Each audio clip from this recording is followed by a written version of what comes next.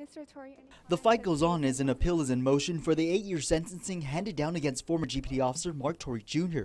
His defense attorney, Bert Piolo, asked the court that Torre remain under house arrest until the appeal process is complete. But also ongoing are the intake plans at the Department of Corrections to take Torre in. They go through a process there where they get entered to our database and so forth.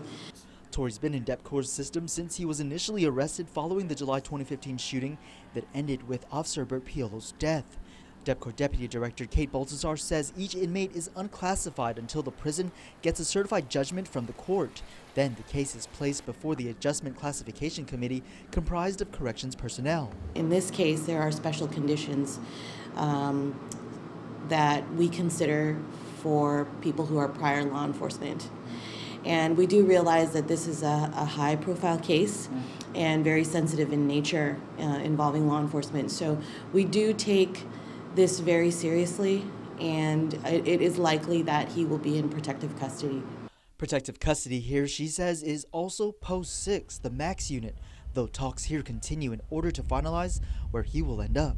In his instance, he might be in a cell alone, and certainly the officers are well aware of this case.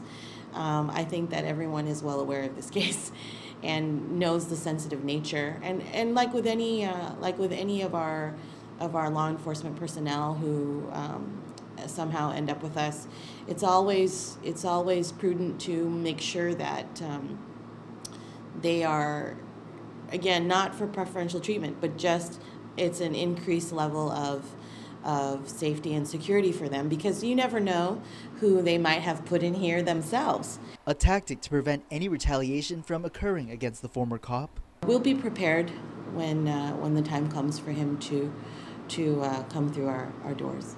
And Torre will have to self-surrender here on July 14th. Coincidentally, that is just the day after the second-year anniversary of Piolo's death. Reporting for Guam's News Network, Guahusinik Delgado.